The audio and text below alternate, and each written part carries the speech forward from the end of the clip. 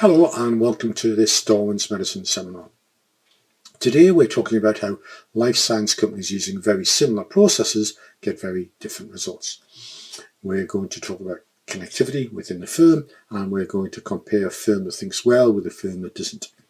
Like all my seminars, today's is aimed at strategists in the pharma, medtech and other life sciences companies. If you find it interesting, please subscribe, like and share with your colleagues. And if you'd like to know more, then mail me and we can set up a virtual cup of tea. I'd like that. The parallels between biology and business are what make my work fun. This is especially true when new biological research aligns with findings from my own work. There's an important practical implication here, so let me take you to it. I read anything I can find about human evolution, and especially about how we came to be the cleverest animals on the planet. For a long time, paleoanthropologists have compared our brains with other primates.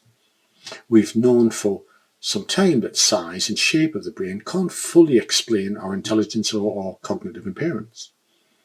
And we're seeing the development of a new field called Connectomics. If you look at the fantastic work of the Human Connectome Project, for example, and last year's publication in particular by Andrea Lupe and his colleagues, you will see where this is heading. At the risk of grossly simplifying, it's the connectivity within our brain that matters more than the size and shape of it. To quote the Lupe paper, synergistic interactions support integrated processes and complex cognition across higher order brain networks. The human brain leverages synergistic information to a greater extent than non-human primates. Now, if like me you're a science geek, this sort of work is just nectar, even if it appears to have no direct relevance to my own work. But I think neurological connectivity does have a direct and practically useful relevance to my own research about strategy making. You see, some life science companies are smarter than others, and some of my recent work has provided a perfect natural experiment. So, two very similar companies allowed me recently to study their strategy process. And surprisingly, I found that underneath a great deal of surface similarity, the two firms were very, very different. The first had a clear understanding of the market.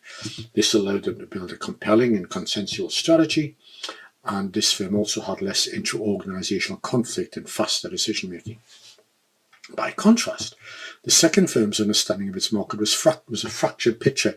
Every department saw the picture differently, and their strategy was an incoherent compromise between the different political factions. And the conflict between the departments was tangible, and their decision-making process was slow and inefficient. Now, to a management scientist like me, these differences were fascinating and intriguing. As I looked deeper, the analogy with neurological connectivity came into focus. Both firms had great functional expertise, but firm one, to use Lupe's words, leveraged synergistic information much better than firm two. For example, in firm one, the medical affairs understanding of prescriber motivations and market accesses, grasp of payer differences and marketing study of patient behaviours were woven together to focus the firm's activity.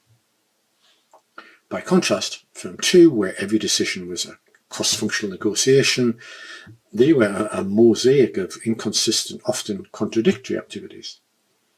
The root of firm one's superiority could be traced to something called microfoundations, and if you're particularly interested in that subject, then look at this link and you'll see a previous seminar. Firm one had a common language. They agreed how strategic analysis should be used and had cross-functional teams that aligned around shared goals.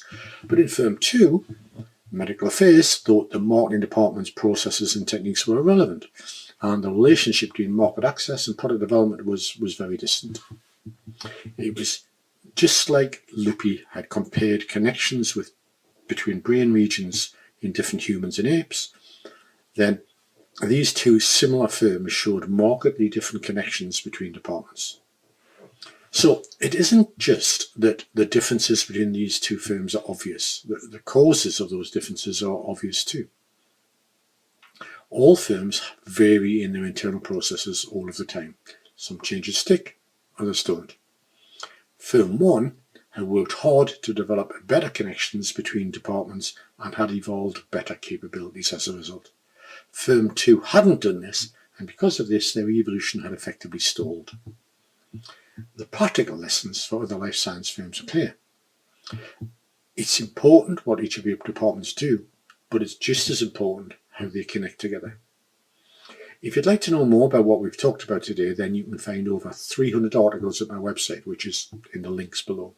Better still, let's have that virtual cup of tea together. I'm always interested to talk to people who, like me, are fascinated by strategy, business models, and the evolution of the life sciences industry.